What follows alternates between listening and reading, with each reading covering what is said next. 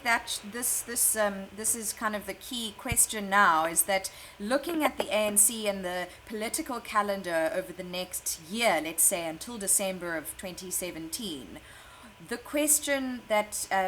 the ANC and the NEC must grapple with now is whether or not they will let this process that has now begun effectively with the public protector handing over recommendations to set up a commission of inquiry to the slow wheels of justice, or is there enough grounds here for the ANC to start moving more kind of decisively within its own ranks to turn the tide of leadership and management of the top of the party? What's your analysis on that? What's your take based on what we've heard from the party over the last few days?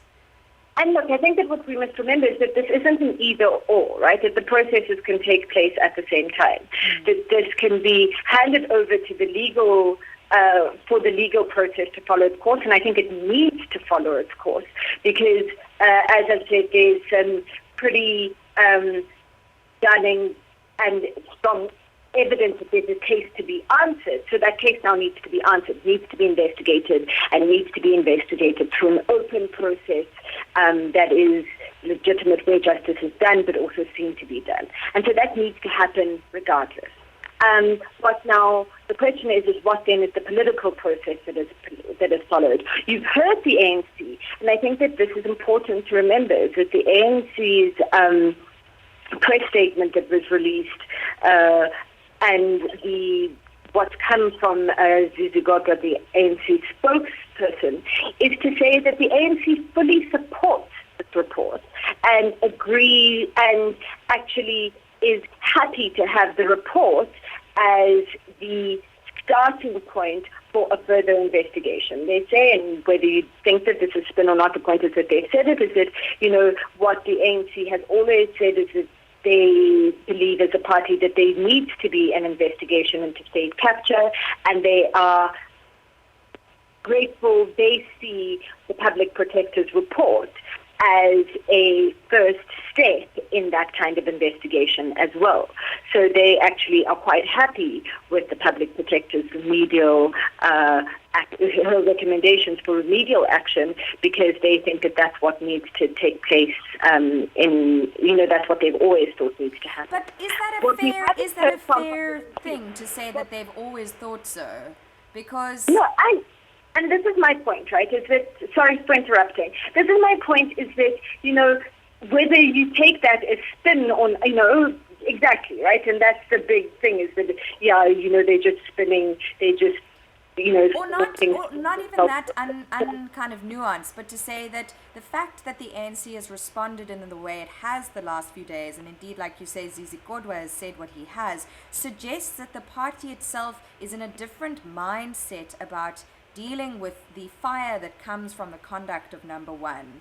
to previous times. If we look at the response early on with the Nkandla matter and the public protector, now there's a different tone.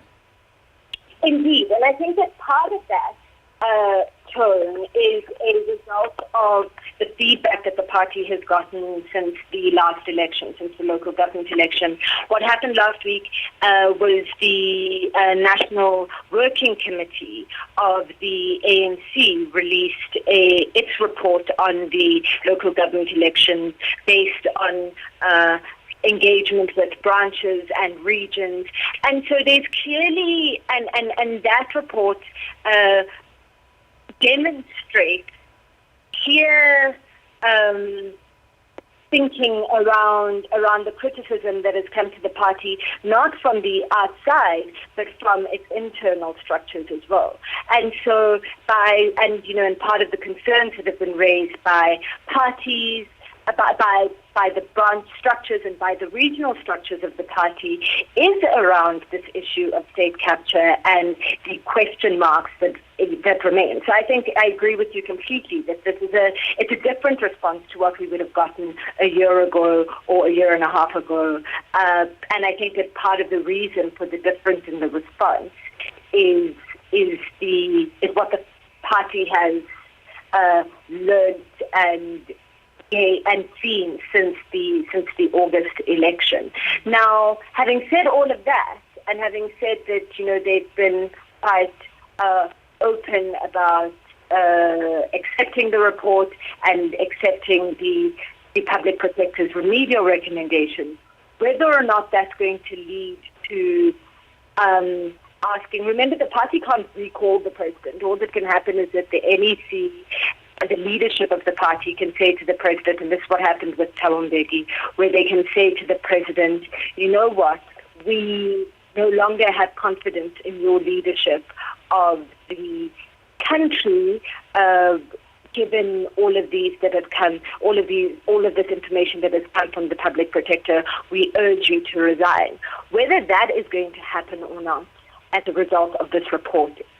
we don't know. It's a big question, and it's a question that can only be answered, that depends on the balance of power within the NEC itself,